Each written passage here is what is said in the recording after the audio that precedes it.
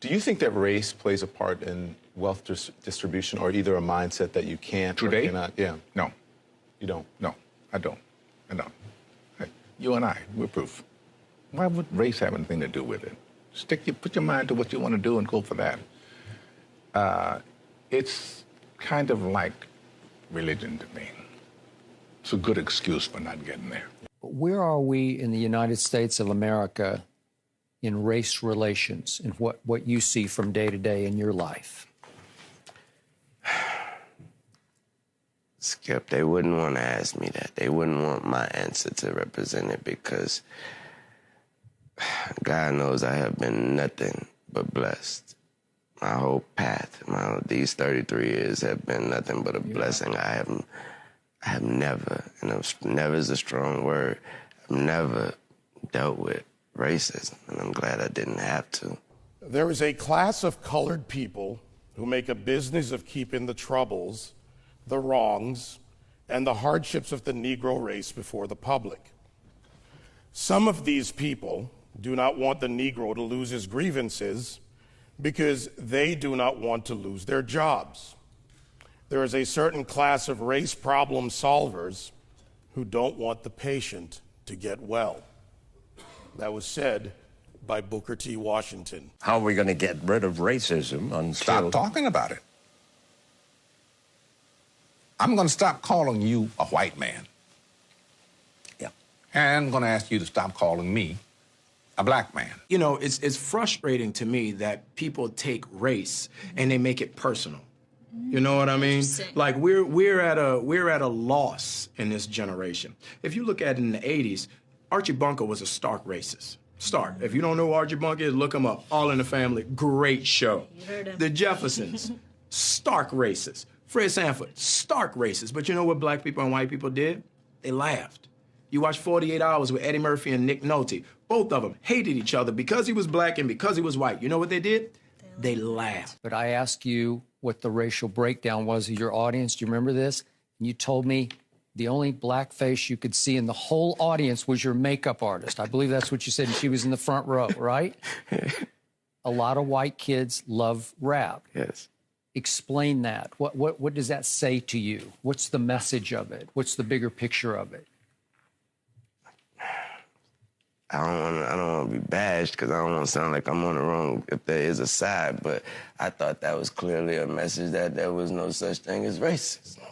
That's what I thought that was. You know, I said, and it's probably get me in trouble, but I said to some of my colleagues recently, so I know that it's an issue, but it seems like every single day on television I'm talking about race, and it's because of the news cycle, it's in the news, but sometimes I get so tired of talking about it, I want to just go, this is over, can we move on? And if you talk about it, it exists. Right. Yeah. It's not like it exists and we refuse to talk about it, but making it a bigger issue than it needs to be is the problem we have. And right now, we are in a society where we can't have a conversation because no one's willing to listen. People are just shouting. People are just Whatever they shouting. think. People are walking down the street, hashtagging everything, but no one's listening. Using wrong examples to present an argument leads us nowhere forward.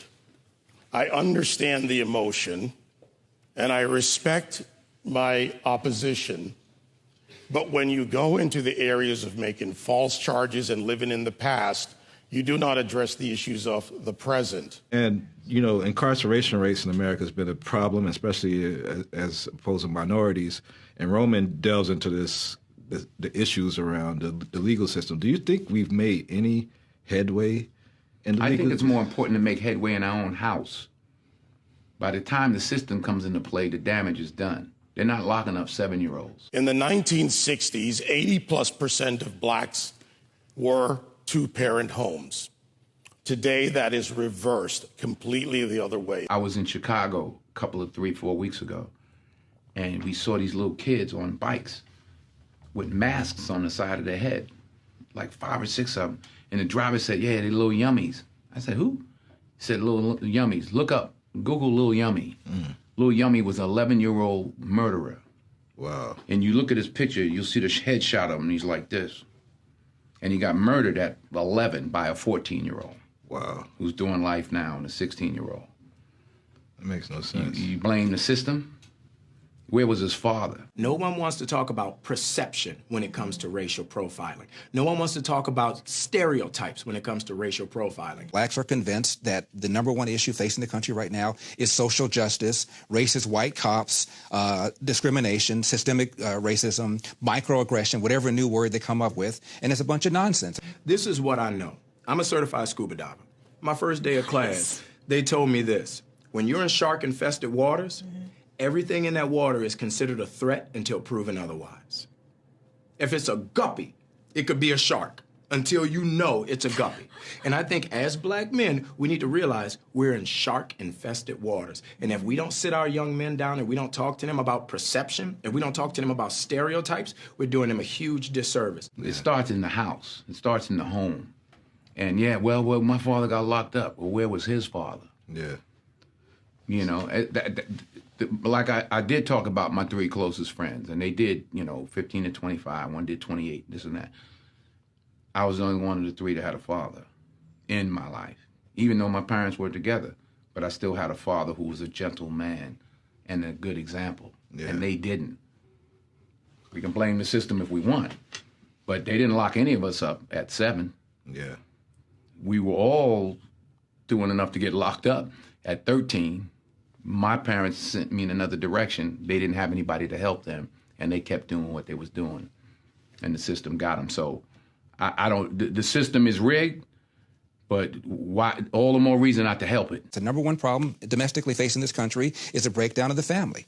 And President Obama said it. I didn't. A black kid, or a kid, not just a black kid, a kid raised without a dad is 5 times more likely to be poor and commit crimes, 9 times more likely to drop out of school, and 20 times more likely to end up in jail. So you're far more likely to end up in jail without having a dad than you are because of a white racist cop. Prime example, I got pulled over by the police, come over to my window, flash his light in my face, hand on my pistol. I can handle that 2 ways. I can start yelling and screaming and tell him he a racist and he don't know me. You're doing this wrong. Or I can say, yes, officer, no, officer, or we done, officer. And both of them are going to have drastically different outcomes. Half the homicides in this country are committed by and against black people. Last year, there were 14,000 homicides, not talking about suicides, I'm talking about homicides. Half of them were black, 96% of them black on black of that 7,000.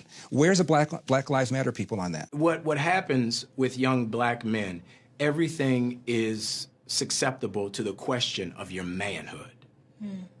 And what's going on in these streets ain't got nothing to do with my manhood.